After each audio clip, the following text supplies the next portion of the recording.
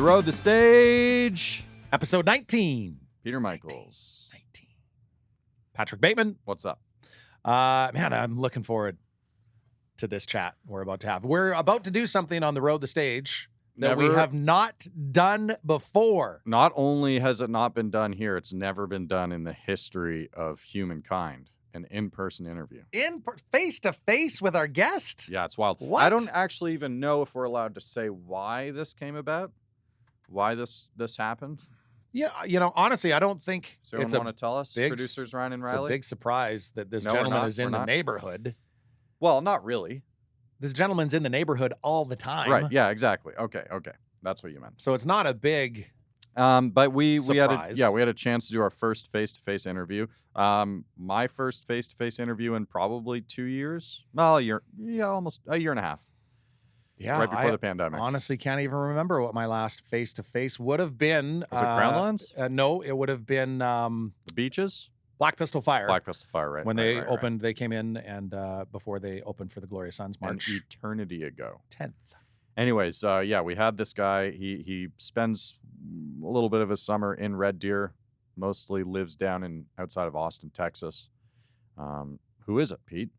The legend, multifaceted, multi-talented, Gordie freaking Johnson. Right. So to those of you unaware, that is the man behind Big Sugar. Yes. Big Sugar. Big. So yeah, it was very exciting. You've talked to him many, many times over the years. You've had many interactions with him He's anyways. a guy that, like, if you've worked in radio, you've interviewed Gordie, because if Big Sugar comes to your town, Gordie's coming in. He's like Rock radio. Not shy about coming in, loves coming in. We actually, and we'll talk a little bit about it, he came in and like co-hosted a full afternoon show. Right. Like, not just the interview, but he came in and sat in for the whole thing. Yeah. Just a great guy, very gracious with his time as well. Yeah, no kidding. So actually, speaking of being gracious with their time, this is going to be a two-parter because we sat in here for damn near 2 hours. But it felt like listening to the man 2 chat. minutes. Like, it's just, his stories are so great. Yeah, it was fantastic. That I knew we had chatted for a while, but at the same time, I'm like, that didn't seem like very long. See, isn't it nice not having your phone, we don't have a clock in the Communal Creative Studios podcast studio just yet. We were planning on it, but now that we don't have it, I'm kind of like, it's fine. Nobody telling you to wrap it up. I can't wait for the day when we have such a dud interview that we're like, oh, okay, we should wrap this up. It's been going on for too long. And then we end it and it's only been on for 15 minutes. That'll be painful. I'm sure it'll happen at some point. Anyway, so yeah, thanks to Gordie Johnson for stopping in. And yeah, The Road, the Stage's first ever two-parter, which comes at a great time because, like I said, it's been a busy summer. It's been a busy summer. It's going to be a busy few weeks. So. Big thanks to Tourism Red Deer, Sawback Brewing Company, Bo's Barn Stage, and our good friends at Go Services, Inc. Yep. What did they tagged me in something the other day? I can't even remember. Something about building the ultimate something porta potty. Well, I think I had mentioned the Toto 750H, which is my dream toilet, and maybe they're getting to work on installing that. I think it's like 13,000 American. I bet we think it's been a busy summer for us. That's their whole summer has been dedicated to getting this toilet ready for you. Building me the throne of dreams. But yeah, so huge shout out to them and to you for checking out The Road, the Stage. Rate and review us. We'll talk about all that. Without further ado, a good long conversation with Gordie. Did you travel up here with a ton of gear or? No, we have equipment that lives in strategic locations so that we're never flying it. That's a great plan. You've accumulated a lot of equipment. And it gives me an excuse to buy Yeah. guitars. It's like, well, if I just bought another Les Paul, And I it's wouldn't there. have to fly with one, 2, 3, 4 flights, and you've paid for it. Well, and now right? you need one in Dear. Western Canada, and we could have one in Eastern Canada, and then you've And got... one in Texas. I like that. Yeah. Okay. Equals six double necks. 6 double necks later. She's going, where was it? Are we touring Europe next year? Oh, yeah. All right. Like, Okay. well, why ship all this stuff to Europe when I could just leave it there? Sounds like sound to me. It's good advice too. I'm telling you. Do you keep up to date? Is there a lot of advancing in technology with guitars specifically? With guitars, not really. I mean, I like traditional. I'm kind of a vintage guitar kind of guy. Although, to me, a well-built guitar, that takes precedent over an old guitar. Right. It's not all old guitars are great. Some of them, like anything, every guitar is a little bit different. You pick it up, you connect instantly, or you don't. Yeah. And I've recently discovered that the Japanese built incredible Fender guitars through about the 1980s and 90s. So I've been accumulating Japanese Fender guitars, and they're hands down, blindfold, I could pick one up and say, well, that's just such a better Stratocaster. I guess that must be a Japanese one. They're really predictably great and consistent. Yeah, they're kind of blowing my mind. And cheap. Yeah, because there's the 3 tiers, right? Was there the ones been built in Mexico, Japan, and then the States? Or yeah.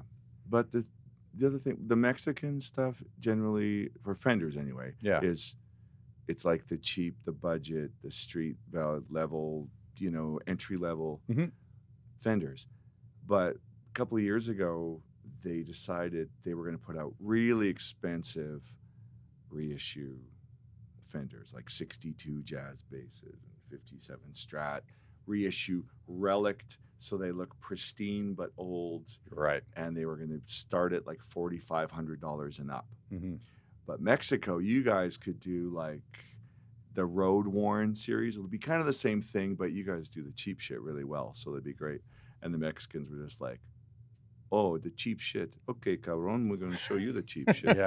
We'll show you how cheap our shit can be. And they came out with Road Worn P-bass, jazz bass, Tele, and Strat. And guess what? They kick ass on anything. Why would you spend $4,000 for this when this is under $1,000 and just completely annihilates it? They sound and feel great, like out of the box. So same thing. I've acquired a couple of those, and I think even Ryan has one back in the controller. I think he Mexican P-bass. You gotta look at them, and because that Road Worn series, Fender California quashed that after about a year. They're like, okay, that's enough of that. Right. We can't have too many of those kicking around. We're asking people to spend $4,500 on a jazz bass. This can't happen. So. And when you're shopping for them, are you doing it all online? Because I mean, over the last year and a half, you haven't been able to tour and go to guitar shops. So I know, it's just constant. Like, I got an email from eBay. I got an email from reverb.com. It's like Sweetwater, or what do they got? It's just, my wife says, I don't have any friends. I only have people that push gear on me. Every time I get a text message, it's just updating my reverb feed. What? Japanese Telecasters, look at that. And you know them well enough that could you order one without ever having played it? I have done, yeah. Yeah. I find great stuff on, one man's trash is another man's treasure. Right? So the place to buy Japanese Fenders is in Texas, where they want made in America. They American made a real vintage Stratocaster, and it's Stratland there. It's like everybody plays a freaking Stratocaster. No, I'm not really even a Fender guy. I'm a Gibson guy. I just kind of got into this as a little, COVID sideline. Some guys grow beards, some guys play Fenders. So I was bored. What was I supposed to do? I found a Japanese, like early 90s Japanese 68 reissue Fender Stratocaster in Brenham, Texas for $600. I found another one for $700 in San Antonio. I mean, guys buy them and go, oh, it's a good Strat. So how can we get rid of it? Oh, there's nothing wrong with it, but it's made in Japan. Okay. That doesn't bother you at all. I have $600. Yeah. On me. Come on, I'll take it. So I've done that a couple times. That's, you just know where to look for it.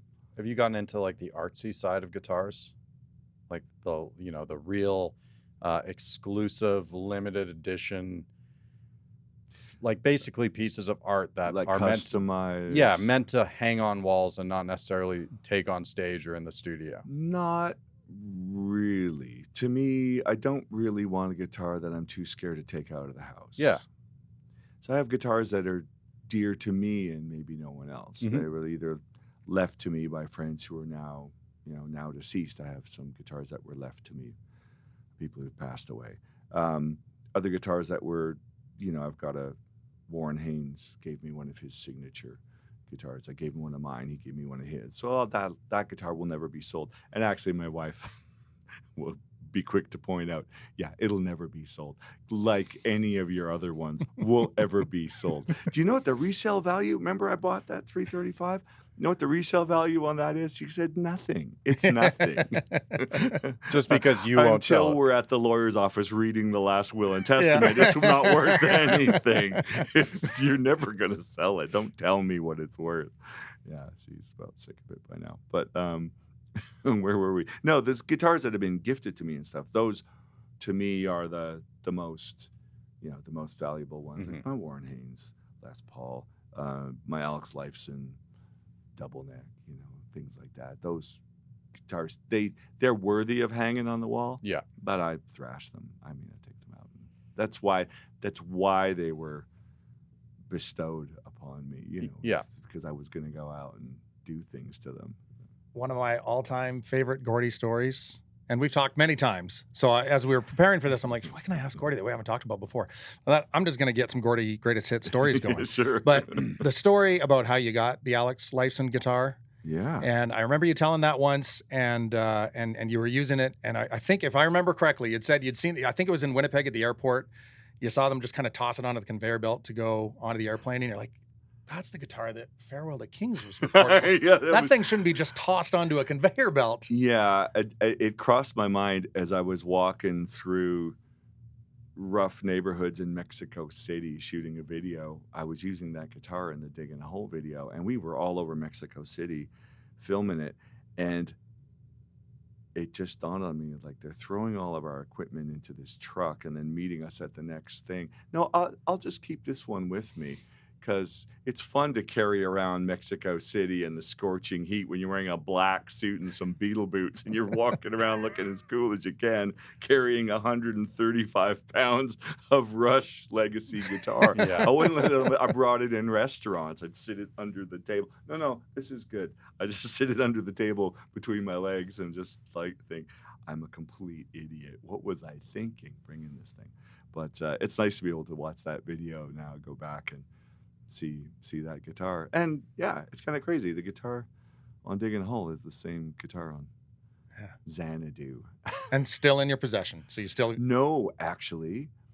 Years later, I gave it back to Al because he didn't play it anymore, but I thought, this really belongs in a museum, which now it is. It's in Canadian Museum of something heritage in Ottawa. It's not like it's owned by the federal government. It's a curated piece of Canadiana that even Al can't just sign it out. It's like he can't just go and say, "Hey, can I? That's mine. Play? That's mine. Can I play a little bit?" No, there's a long paperwork, bureaucratic thing that has to happen to get it. Anyway, I gave it back to him, and they cleaned it all up, and it went in the museum. It came out of the museum briefly so that they could make an Alex Lifeson signature reissue, limited edition. I think they made like 150 of them. Okay. Of his double neck, and they made them. It's like War of the Clones. All these white stormtrooper double necks on this rack, and they're all identical. Every scratch and mark. And wow. I put that one on there. Whoops. Someone at Gibson is. Taking a little Dremel tool and making a paint chip that came from my finger picks in the Digging a Hole video. Yeah. You know what I mean? So it's a little, that's just between me and Al. It's okay. Yeah. But then he replaced my white one with one of those rare, sought after. He came and gave me number 3. Oh wow. 3. Amazing. Yeah. And then do you play that one? Or is it? I do. Yeah, you do. Okay. Yeah. I mean, I could just leave it hanging on the wall for photo shoots or something. But no, man. when the Lady of the Lake gives you Excalibur, go slay dragons with it, man. Like, Yeah, that's yeah. what you're supposed to do. So it's, I mean, got the little booklet and all the cool stuff. But really, the coolest thing is that, that guy who's been a great mentor to me just handed it to me in good humor and was like, okay, now you go. There It's you wild. go. Yeah. So how long did you have it for? I had the original one for about a year. Okay. We recorded Hemivision. Al came to the Hemivision sessions a lot. In those days, he would I think the studio wasn't that far from where he lives. He'd get on his motorbike and cruise by and smoke a cigar with us and hang out in the control room and listen to mixes. And yeah, he was a great cheerleader for us back in the day. So that's all the stories that go along with that guitar. But then, after I gave it back to him, I discovered that, it's not actually Big Sugar without a double neck guitar or 2 or 3 or fast forward to 6.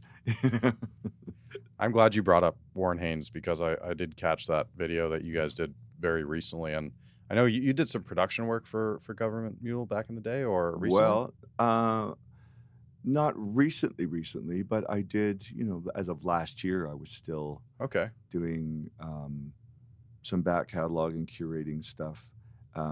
I have mixed some live recordings, lost recordings from studio sessions that they found from the early 90s. I've done a bunch of those, like Telstar sessions. I've mixed tons of live stuff for them for DVD, like Bring On the Music and Dark Side of the Mule, Dub Side of the Mule, Christmas jams from various different years. I mean, Warren just keeps throwing tracks at me. Warren Haynes with the Asheville Symphony Orchestra, 142 tracks of unlabeled audio. Can you make sense of this for us? Wow. Warren Haynes, I love you. But seriously, dude. So, yeah, I spent several months just trying to identify what was recorded over 3 nights with a symphony orchestra. Yeah. So that counts as production. And I also produced and recorded High and Mighty, By a Thread. The one after that, we did Shout and Bring On the Music. So I've done a pile of their. And how did that relationship start? We met each other, back in the early days. Our first U.S. record deal was for a record called 500 Pounds. And so we started to tour around a little bit, and we flew to New York to do interviews and showcases and things like that. And we went to another showcase and saw this band, Government Mule, and people had never really heard of them yet. Their first record. A couple guys from the Allman Brothers, that's all we knew. Yep. And we went and saw them play and went, whoa, no one makes music like this right now. That's me all day. I love that. So we just, filed that in the back of our mind, and we had their first record, and we listened to it in the van all the time back in the day, Government Mule's first record. And then for reasons we couldn't quite figure out, we were in Toronto, and we got an invitation to come to the Allman Brothers concert in Toronto. Allman Brothers, I love me some Allman Brothers. Yeah. What? So we got invited? And okay. All right. So our presence was requested, so we went. And we were sitting in the backstage area, and the tour manager couldn't have been lovelier. He just was so stoked to meet us. You guys, Big Sugar, man. We love us some Big Sugar. I'm like, really? Wow. It's Ride Like Hell days, Big Sugar. Like, cool, man. All right. There we were sitting in the green room, and Allman Brother dudes are walking by, and Alan Woody and Warren Haynes came striding into the room, and immediately just like, I remember Alan Woody just shaking out his hair and just like marching right up to me. Fucking cool, man. Big Sugar, Ride Like Hell, motherfucker. Stand up and give me a hug, man. I'm like, oh, who's this guy again? Who is this guy? Oh my God, you're the dude from Government Mule. Oh, I get it. You're the guys from Government Mule, Allman Brothers. And then it was just like brothers from the same mothers. We were just like immediately. That's amazing. Bonded. And from then we toured together, appeared on each other's records, and hung out all the time. And yeah, it's beautiful. It was a beautiful friendship. Just based on mutual artistic respect. It's amazing. I didn't know much about Haynes, but I went to a Dave Matthews Band festival a number of years ago, and he just showed up for one of the nights and played a couple songs. And like, I will never forget what it felt like to be in that crowd with him singing and playing a guitar. It's like almost unlike any live music experience I've ever had. It was crazy. There's not that many dudes walking the earth that can sing like Warren Haynes. No, very, very, very impressive. I use him as an example when I'm working with, especially with younger artists in the studio as a producer. They'll send me their vocal tracks, and I'll often, have to call them up and say, hey, if you send me 4 takes, I'm happy to make a finished take out of 4 takes. Mm-hmm. But you're gonna need to try way harder than this. Yeah. And I've had guys say, well, don't you just like auto-tune stuff? I said, nope. No, I don't. I have no interest in making you sound good. You make me sound good. I'm the producer. You send me the gold. You decide how this vocal goes, and you work on it until you're bored of it, so you can sing it 4 times exactly the same, and I will make that a wonderful recording. So you never use auto-tune? Yeah, I do use auto-tune. You know who I'll use auto-tune on? I'll use it on Warren Haynes, because over 25 years, he's asked me once, oh, Johnson, I got on that live recording, oh man, it's that I just never did hit that note. It's just bugging me, and it's just bugging me. And I don't know, man, I wish I could just go back. For that guy, yeah, you haven't sang a wrong note in 25 years. Yeah, I'll tune you 1 note. You've earned it.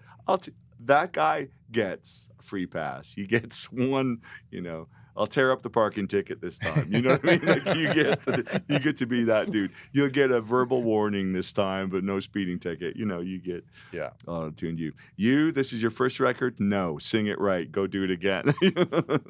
That's a nice perspective for a couple of producers. That's awesome, man. Auto-tune was not for you. You have to earn it. When did you become the ear for other bands to come and say, hey, Gordie, what do you think of this? Like, was it early on?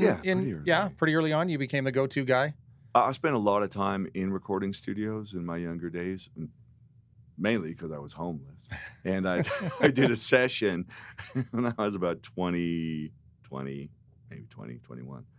I started doing sessions and playing on commercial stuff. And then I played for, a jazz singer or something, played on her session. They had a commercial session the next day, and I knew how to program the drum machine because I was 21, and drum machines were just invented. And these guys, they'd been engineers since the late 1960s, and they're scratching their head going, well, it only plays at 1 tempo. Well, what good is it if it only plays at 120 beats per minute? I'm like, oh, here, there's this thing called a shift key, and then you turn this. I got hired. So I hung around the studio all the time and made coffee and, start up the Hammond B3 and set up the drums and move the mics over here. So I was just the studio gopher, and I could stay all night and sleep on the couch. So that was a place I could crash, be off the street, drink as much coffee as, as coffee and pizza was happening every day. So I was fed and watered. That was where my interest in crafting sound began. It was really in the 1980s. And I got to run a couple of sessions in terms of, commercial session for a clothing store or something. It's like, well, can you program something modern and cool on the drum machine? Yeah. Put some bass on it and find some keyboard sounds. Before I knew it, I'd written a jingle. They're like, well, that didn't take you very long. Let's do another one. So it kind of starts with that. By the time Big Sugar started recording, it's 10 years after that. So I'd had lots of studio experience, but I had never thought to myself, oh, I'm going to record my own album. I didn't have enough experience or authority really to make all of those decisions. I knew what I wanted my music to sound like. So our first record was produced by a fellow named Tom Tremuth, who I guess his most well-known work would have been with like Honeymoon Suite and Saga and so bands who I wasn't familiar with their work, but he owned the record label, and we got signed by accident. He actually signed Molly Johnson to a record deal, and then she skated out of it and said, "Oh, but Gordie's a great singer. He'll write you some songs. It'll be great. Don't worry." And he bought it. So Molly Johnson, my big sister, pushed me into the spotlight and said, "No, it's going to be you. I'm out." And she bailed. Wow. Leaving me to go home and, well, there's this jam that we do. I guess I could make my own words up. So I made up my own words to blues songs that we were kind of already doing, and they morphed into this first Big Sugar record produced by Tom Tremuth, which turned out pretty cool, I think. Yeah. Listening back to it, Right. Sleep In Late, it's pretty cool. But we were doing things, even the producer and engineers were scratching their head because I did all the vocals live with the band. And when we shot videos, they had to shoot us performing because I said, "No, we're not like other boys. When I'm singing, you have to film me singing, or why am I singing? Yeah. I'm not lip syncing." Later, we did all the stupid video things you can imagine, but at that time, I was like, "No, I don't know what you're talking about. We came from like the jazz world, so why would I sit here and pretend to sing?"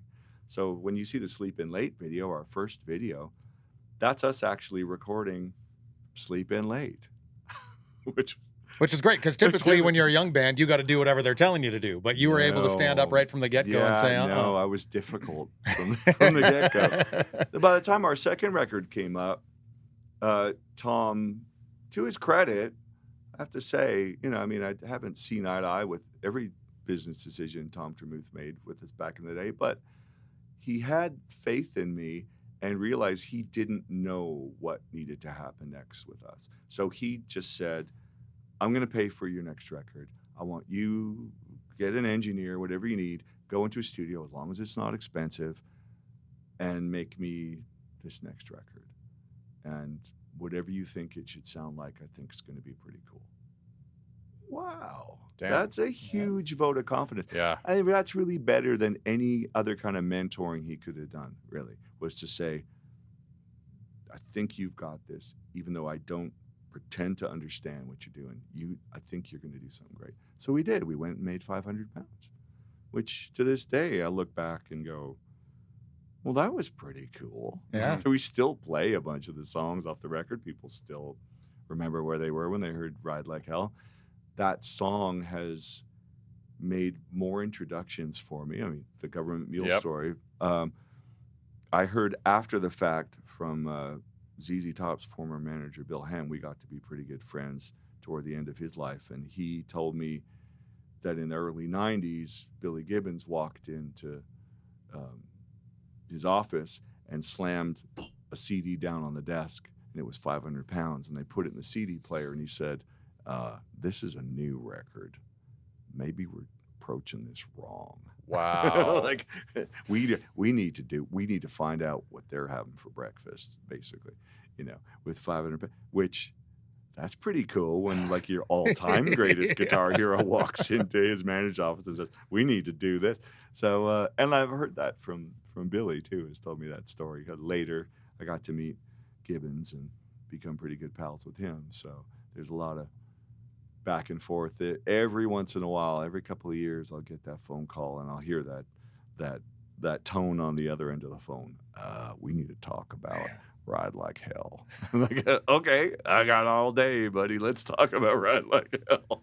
So we'll keep playing it. It's funny. Remember, we had the Roadhammers on a few episodes ago, and we were talking to Chris, and he had a quote I'd seen on his Instagram about how, they say you should never meet your heroes. And he said, fuck that, meet them and play with them. And he had gone and filled in on bass with Big Sugar a couple of times and just raved about it.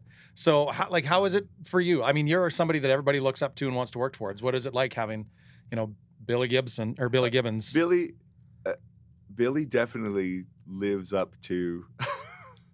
It's like, have you seen the ZZ Top documentary? Oh, have you seen that? I've no. watched it 20 times. So good. I love the Billy Bob Thornton quote where he's like, "It's like meeting Bugs Bunny and the Roadrunner.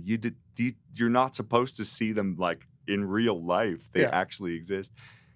Yeah, he never ceases to amaze me. And just in terms of his eccentricity. He's a genius philosopher who drinks Tecate from a can. You know, I mean, he just wants some refried beans, like down dirt level, good old boy. But what's going on in his mind is incredible. I've had him on the phone for near 2 hours, just talking about, you know, the magnetic properties of different alloys. You know what I mean? Like you can go there if you're willing to go there with him. He doesn't really want it. We talked once about, you know, Muddy Waters or something. If you name drop Muddy Waters, his first comment is, "Heard it." That motherfucker cheats at poker. He owes me. He went to his grave owing me $130. Next subject. You know, that's his. So that's a very grounding, you know, it puts your feet back on the ground when that's, you know, you think Muddy Waters is this. Yeah. He's one of, in the pantheon of blues gods. No, he cheats at poker. That's so Gibbons has a way of putting reality right back in front of you, as fanciful as it is to talk to Billy Gibbons with the beard and the whole, you know, his whole persona. No, you get to get right to the heart of the guy, right? Like we all have like that Looney Tunes kind of perception of, you know, again, what I would think Billy Gibbons is, but you see the real deal. Yeah. And I've got to record him before. I've got to have him in the studio, and I got him playing on a Government Mule record. So I got to sit in the producer chair, you know, next to the board with Warren Haynes on one stool and Billy Gibbons on another stool, and said, okay, I'll point and you play. There's this whole 4-minute solo at the end of Broke Down on the Browser. So, and Warren. It's 8 bars. And Gibbons playing the guitar. And Warren. So there's I thought, wow. Who wants to be me right now? Yeah, no kidding. I like to play me some guitar, but I'm sitting between two of the baddest. And do you have that moment where you're sitting there going, holy shit, I'm sitting here. Like, what? How the hell did this happen? No. Or are you focused? It's just work. And I mean, I'm definitely focused, but there is the 14-year-old me in the back of my head going. Thinking about making coffee and. Yeah, well, no, what I'm thinking about is it's the kind of satisfaction that you would get as a 14-year-old if you snuck in your bedroom window at 4:30 in the morning just before your mom walked in to catch you. Oh, and she assumes you've been asleep all night, and then she closes the door. Not that this has ever happened to me. She closes the door and walk out. It's that kind of laugh that is going on in the background conversation. Yeah, and that session, they only did it once. I mean, there was no splicing it together after they both just played genius stuff for the whole outro. And then, again, just another one of those reality checks that happens when your head's up in the clouds.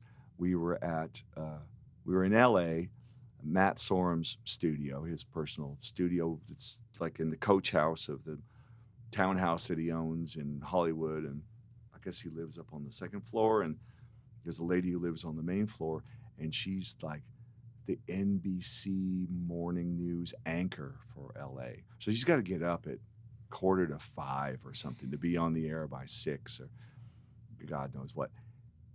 But it's midnight, and I got Warren Haynes in a 412 Marshall and Billy Gibbons in a 412 Marshall in the coach house, blazing for the ages some blues rock.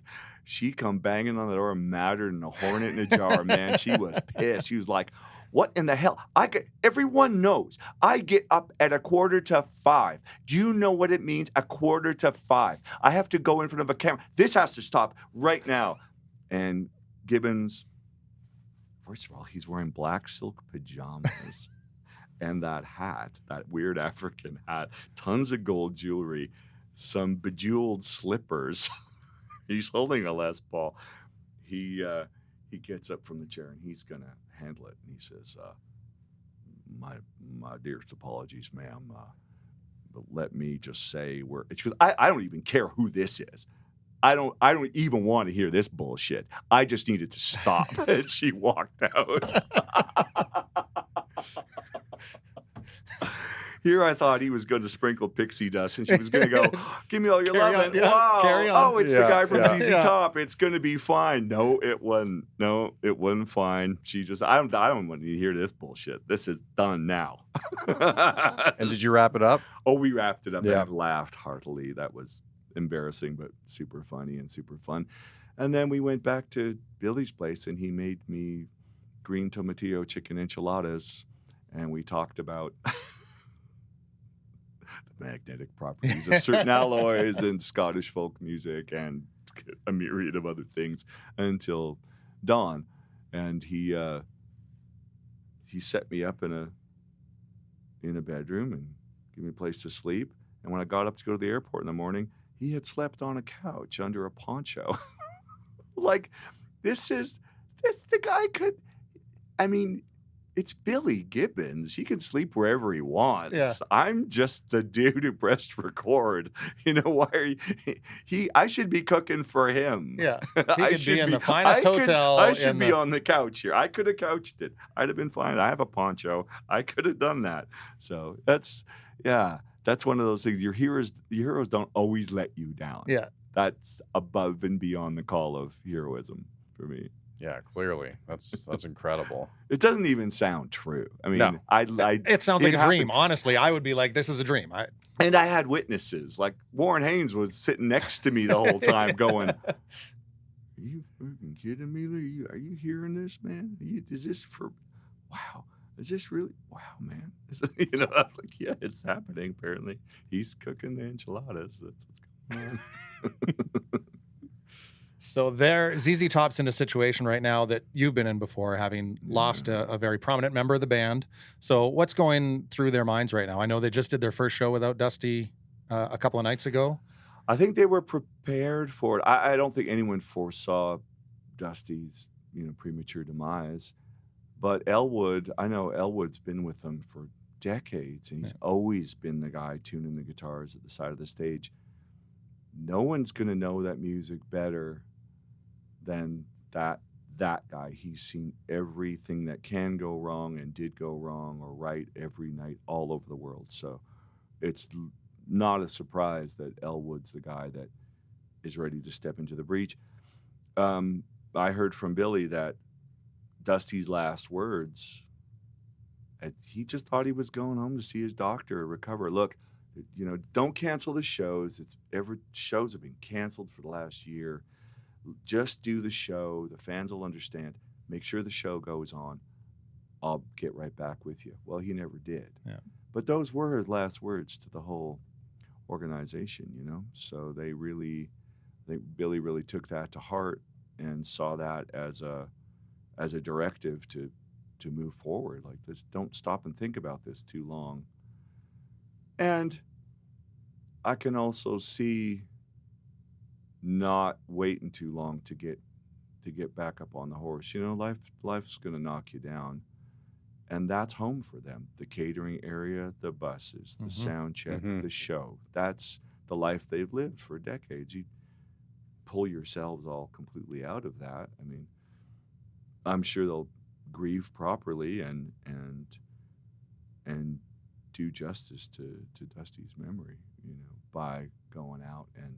It's the best way to honor him, right? Continue doing what he loved to do. Yeah, and to respect yourself too. I mean, I would think Gibbons would be a fish out of water if you took him out of that scenario. So that's his natural state of being. So yeah, let him live his life and keep on going. Yeah, honor that memory. And it was really inspiring. I mean, I'd send him a quick note just to say, "Oh, like, my heart's breaking here, man. It's smoke signals of love coming at you from beyond here." I was speechless. Yeah. And he sent me a note right back saying, "Hey, at the end of the day, it's a wild ride, and it's gonna be all right." I'm like, why are you consoling me, man? I'm dying over here. I'm crying into a bandana. I'm just like, come on, man. I don't know what to say.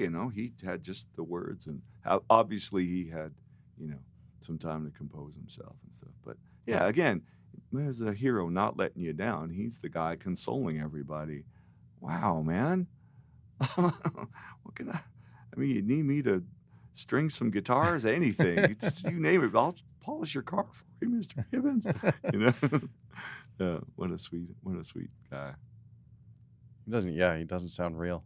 It doesn't It's sound too real good at to be all. true. Kind of too good to be true, but it is. Damn. Yeah, was that 2 weeks ago? Not No, even. It's just a few days ago, Yeah. man. Yeah, because honestly, I think that first show was 2 nights, so it probably would have been like maybe 3 or 4 nights after everything was announced, and they're back out there. It was last Wednesday or something. Yeah. It's pretty amazing that they kept going, get back on stage. Yeah. Were you in a similar position where you guys were right in the thick of it?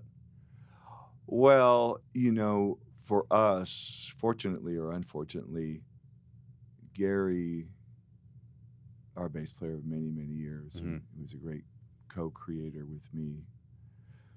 We knew he was sick for a long time, and he was getting better. He bounced back for a while. But during this whole time, we were doing some shows, but we were trying to take it easy because I didn't want it to be a stress on him. The shows gave him a focus and a reason to get up in the morning and overcome the pain and go to the therapy and chemo and all this stuff. So that kind of kept Gary going. And I flew him down to Texas to get out of the Canadian winter, be in the hot sun, make some music, stay focused on the future, you know. And he was such a positive, he had a great philosophy of life, he was such a positive guy at Rastaman. But then toward the end, he got too sick to do a show. So Big Ben Richardson, the bass player, Grady, I've known Big Ben for decades too, and he knew all Big Sugar's music, so he stepped in and did a show or two just to give Gary a chance to recuperate. But then I knew that last phone call with him that wasn't, I could only hear him breathing. I couldn't hear him talking. I just talked to him, and my wife talked to him, and I said, hang on, man, I'm coming to you. I'm getting on a plane. I'm going to be there a bunch of hours, and you're going to wake up, and I'm going to be right there with you. But I never made it. Yeah, he passed. So I was just really glad at the end I could give Gary music to focus on. I mean, it really is right up until I think he realized that wasn't realistic anymore. But I have a fond memory of taking a folding chair. He wasn't really strong enough to swim, but I brought a folding chair and put it in a creek at a swimming hole in Texas, and I just put him in the water up to his shoulders and got him a cold drink and just sat him in that nice cool water in 110-degree heat, and he just loved that. That's my last memory of Gary. It's just how happy he was just being in nature and being in the nice cool water. It was a cool thing to do. And you guys had a beautiful tribute to him afterwards with the show in Toronto, right? Yeah. Everyone, because obviously he affected and touched a lot of people's lives and musicians' lives. So you guys had a huge celebration. Yeah, as it turns out, man, we had people from all different genres of music, not just, he was a real force in the reggae music scene in Canada and all over. We had artists flying in from Jamaica, but we had, Danko Jones and the Roadhammers and guys from Sloan and the Bare Naked Ladies. And like I said, there were 50 different musical guests. Well, I didn't even really have time we could have done 2 nights for how many people wanted to be on the show, So that was a real fitting tribute, and it gave it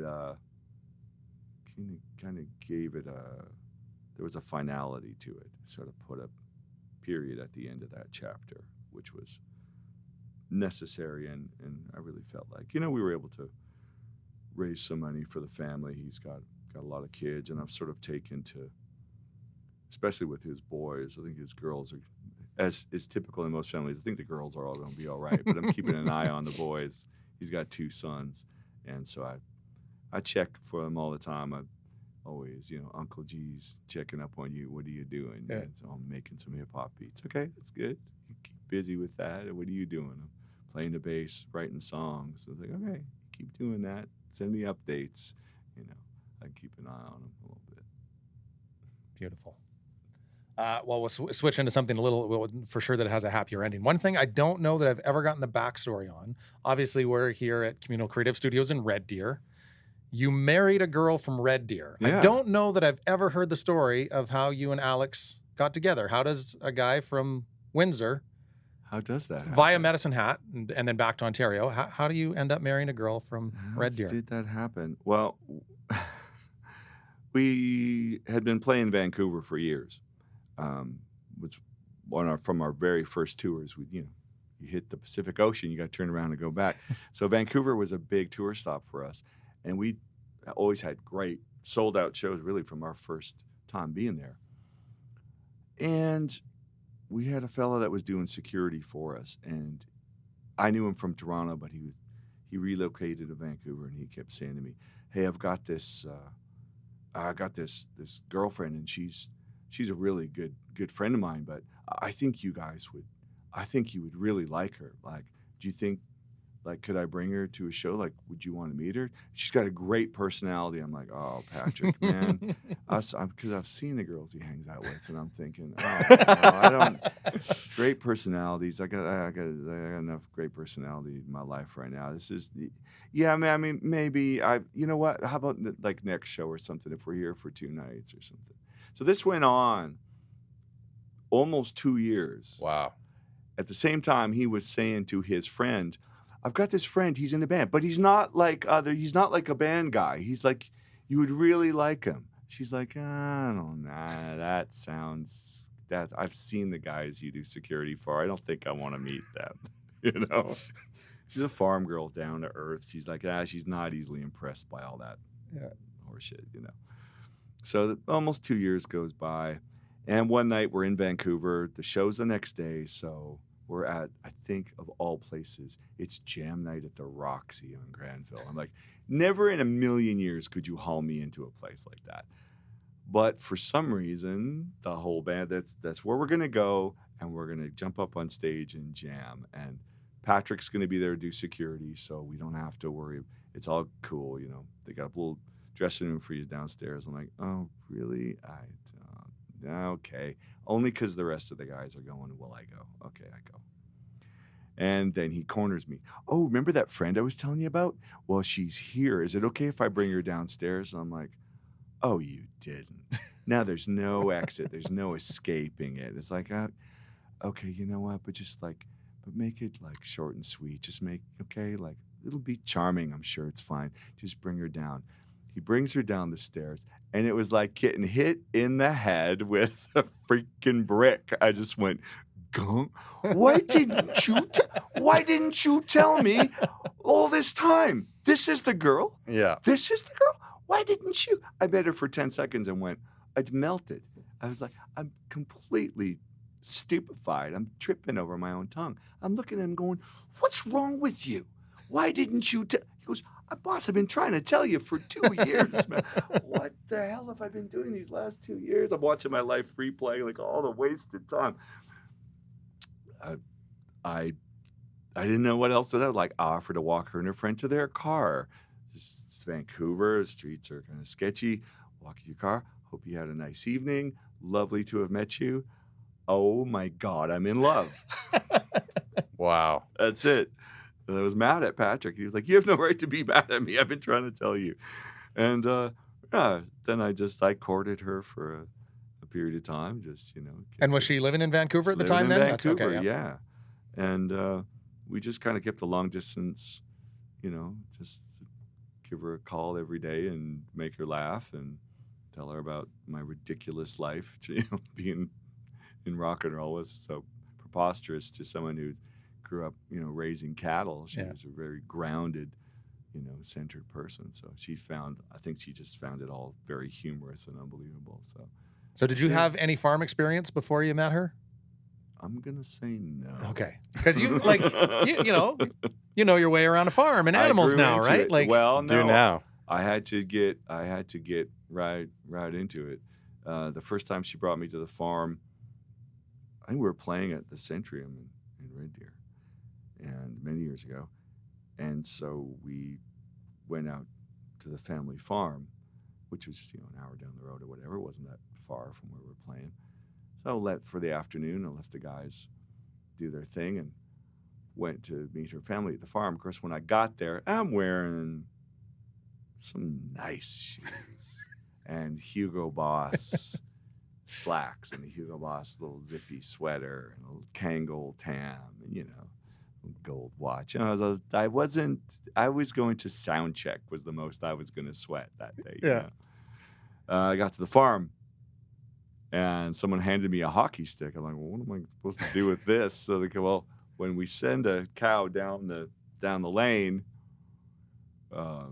if I yell hold, you close the gate. And if I yell open, you open the gate and then take the hockey stick and send her on through. I'm like, no, none of that. None of that made any sense right off the bat. So what are we doing with all these cows? They were, I mean, if y'all have lived in this area long enough, you'll know how they pregnancy test cattle. I'm not familiar. No, it's It's a thing. Yeah. Yeah, preg checking is a real thing. It doesn't involve a thermometer or a blood test or anything like that. So when you it involves your entire involves arm? a rubber okay. glove that goes all the way to your shoulder. They reach in there and figure out if there's a calf in there. So I see the first thing I see when my Hugo Boss suit hops over the fence into the manure is a man up to his shoulder in a cow. And I thought, okay, well, there's something you don't see every day. But you saw it a lot more. I saw that and a lot more. But, I needed a nap after that. They were out there for several hours. I think I need to lie down now. So I don't know what kind of impression I made the first time. At least I had manners, if nothing else. Yeah. But quickly after that, once I was accepted in, I didn't get much instruction. It was, well, there's a bunch of cattle over there. You need to bring them over here. Wow. Okay. How does one do that exactly with a hockey stick? Yeah. But I just watched the farm dog. I watched the farm dog. I thought, okay, well, if I do what she does, they seem to listen to her. So I got yipping and barking, talking to the cows, and I'd get around, 3/4 behind them and push them forward from behind because they don't want anything to do with you. So you use their fear to your advantage. And before long, man, I got pretty good at it. I could get out there and cut a single calf out of a whole herd and run it onto a cattle truck. The picture I never thought I'd have in my mind is Gordie Johnson barking after cows. Oh, yeah, man. And I got to where, as it turns out, I could use some of my other job skills. I stood on the hood of the truck and started singing one day just to hear my voice echoing off the hills, out Alberta hill country. I just hear my voice echo off the hills. And then I saw all these white heads on the horizon. And then they started kind of sauntering closer down the hill across the valley. Then they started into a breakneck run right for the fence where I was. And before I knew it, I had about 300 cattle pressed against the fence with their heads doing that. They'd hear a note and their ears would all, I was like, oh, hit that note again. Their ears would do that. So as it turns out, being the singer for Big Sugar means you can call cattle. I'm a pretty good cattle caller, too, as it turns out. Damn. So that's a skill I didn't know I'd ever be able to apply to anything except rock and roll, but there you have it. Yeah, you fit into that farm life pretty good. But I shot a video of that last summer. We were at the farm, and my kids, everyone's got an iPhone now, and it shoots beautiful cinematic 4K or whatever. And we went out on the property, and they were filming me singing. And so I was just out there singing, trying to call the cattle. And I was singing. Of course, now I'm filming it, and they're not coming. I know they're out there. I know they're way just over that fence line up in the hills there. I was, well, maybe the echo is something. It's not working. Ah, God dang it. I turn around. There's 150 cows from the neighbors pressed up against the fence looking at me going, so I wouldn't even look in the right way, and it worked.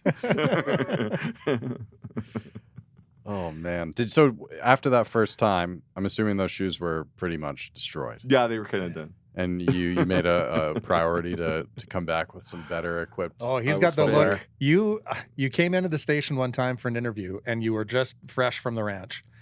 And I remember our receptionist phoned into the studio, and she's like, there's a guy named Gordie here. He says he's got an interview, but he kind of looks like a homeless guy. I'm not sure. And you did. You still had the shit kickers on, a pair of Wranglers, an old beaver canoe shirt, and an old ball cap. And she wasn't sure you were supposed to be there for a...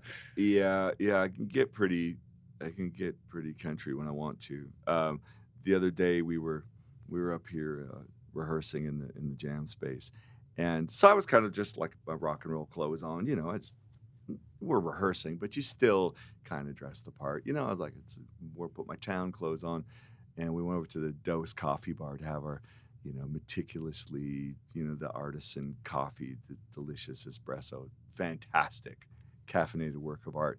I'm standing there drinking my coffee, and the drummer is laughing and looking at me because my pants are tucked into my shit kicker boots. I got manure and straw and stuff. I forgot to put my town shoes on. I'm wearing my damn Ariat, like up to mid-calf, boots for doing chores. I forgot we were out at the farm, and I already had my shit. I didn't look down. I didn't think to maybe put some proper shoes on. But you fit right in around here. I'm sure it's not a problem. I've got some skills now, though. And so how much Sounds of like it. how much of your time are you spending for, like, so obviously you guys are in Texas for half the year and back up here during the summers. So how much ranching, like, are you out working the cattle every day? Like, what's a Gordie day look like? Not as much anymore. My brother-in-law is still really active in the cattle business, and her whole family was at one point. I mean, I had my own cattle at one point too, but that's as the band got busier and it became a bigger thing. We've had to sort of scale that back. Obviously, over the COVID lockdown, we were locked in Texas for the longest time, so we didn't even make it up. So luckily, we had downsized all of that. I still have a couple of horses that just run wild. We used to go to auction. My wife just loves animals. My wife is on the board of directors of an animal shelter in Texas it's a no-kill shelter where they save dogs and cats, and it's an amazing organization. Her dedication to that it's really something else. And just how much joy it brings her to take these, dogs found on the street or dog that was going to be put down and try to get it clean and socialize and get it a new home. But that's been her all along, whether it's with horses, cattle, dogs, cats. I mean, we take in strays all the time. We used to go to the livestock auction in Innisfail and watch horses go through the arena, and we saw some beautiful horses. Like, guys brings a horse and he's standing on its back. I mean, that horse is bomb-proof. Anybody could ride it. Like, oh, what about that one, baby? She's like, oh no, wait, there's some more coming through here. Here comes a horse.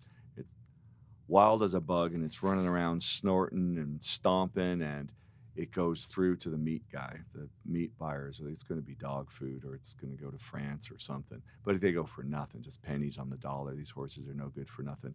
No, my wife's paddle goes in the air. What? You're what? What? Huh? What? What now? Did we just buy? Sold? Did we just buy that wild ass horse that was just breathing fire out there? And does she nudge you and say, all those guitars you've been buying? Shut up. So we've picked up 4 or 5 horses that way just at auction, or horses that were so old that no one was going to buy that horse. Yeah. She'd buy them, and we had enough property that, we could just get the horses home, get our hands on them, tame them down a little bit, and then just turn them out on the property and leave them for the year, and they can just be wild horses. Basically, they're not stabled. If we had a really, really hard year for feed, my brother-in-law will drop a bale out there on the prairie for them. Maybe. But that's not even every year. You don't need to do that. They forage, they paw at the snow, they lick snow, they break through the ice to get to water. They live like wild horses most of the year. They were going to be turned into dog food. What a wonderful life for a horse to just be. And then every summer, it gives me the immense challenge of walking out there and being a human being and try to regain the trust of horses who know they have absolutely no incentive to be tame horses. They are wild horses. I've saddled them before, I've ridden them before, but it seems to me it's been 9-10 months, and they just look at me like, you have got to be kidding. What? Well, I don't even know you. Best of luck. Best of luck to you, sir. So I spend the summer trying to, read the horse's body language and get to know the ways of horses and how to gain their trust. And it's really nothing more rewarding than getting a horse to where it's calm enough with you that it'll lie down on an open prairie next to you. That's only happened to me about twice, but that is, to be fair, it is kind of more mind-blowing than meeting your guitar heroes. Right. Yeah. I mean, that's, you know what I mean? That's a unique power that not a lot of people possess. And I can't take credit for having any power over it. The horse was tired. But horses won't, but they won't do that. I don't think you can train a horse to do that, but I know fellas who can gain a horse's trust to the extent that a horse will lie down for you or sit down. You can see, like the RCMP train their horses to be able to do that. And of course it takes, I don't know how, I honestly don't know how they did it. I just did it by going out on the prairie every day, finding these horses. I got to the point over the summer where they no longer cared if I walked up. So I thought, that's interesting. They no longer care. So maybe if I just look like I don't care, they'll get the hang of it that this guy doesn't pose a threat. In fact, he doesn't even care. So I would sit down and, think about song lyrics or visualize music, the things I was going to do, or make little career plans. And one day I fell asleep out there because it's Alberta, lush grass. You can't do this in Texas, by the way. You don't lie down on the ground in Texas. Fair. There's stuff that will kill you. Right, yeah. So I'm in Alberta. I'm digging this, right?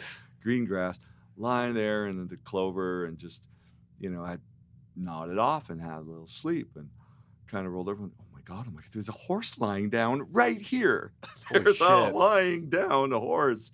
This is, from what I've read, this is a thing not anybody does this. So pretty great moment. Yeah. That's, like I said, that's happened twice where the horses got so bored of me.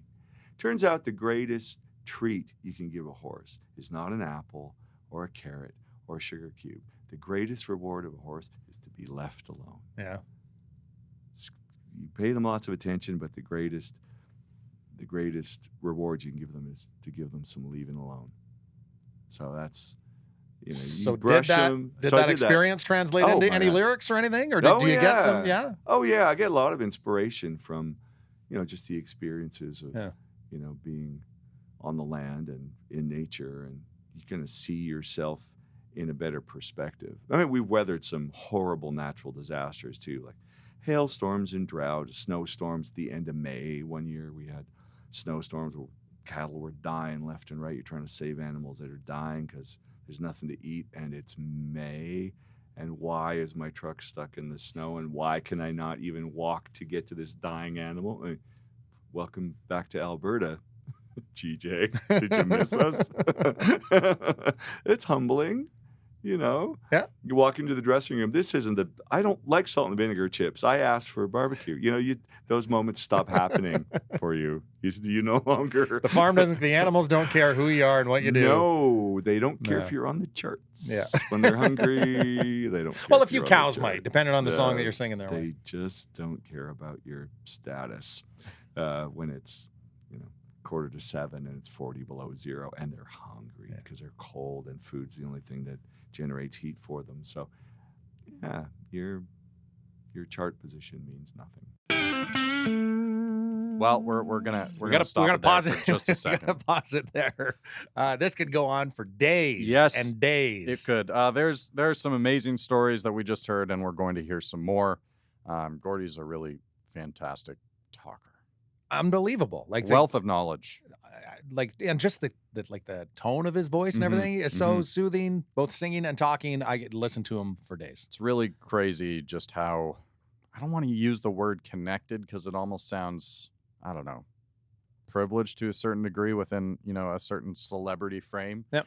But it's amazing to me for a band like Big Sugar and a musician like Gordie Johnson, how many ears have really enjoyed his music over the years. Ears that I'm sure, unlike we talk about, he really looked up to in his own pursuit of music and creativity.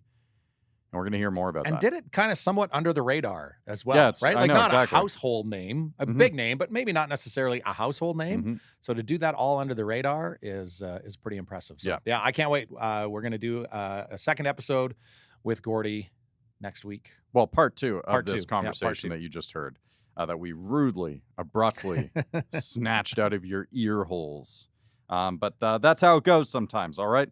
So make sure you continue to follow along with us. Like, share, comment, subscribe to the Bose Bar and Stage YouTube channel. Yep. Tell me what you had for lunch. Like Mm-hmm. Communal Creative Studios on all those places.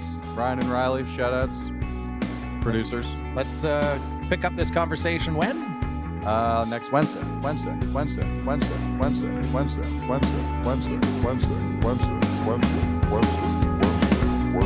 The Road, the Stage is produced by Ryan Kuly and Riley Suryin at the Communal Creative Studios in Red Deer, Alberta. In partnership with Go Services Inc., Sawback Brewing Co., Tourism Red Deer, and Bose Bar and Stage.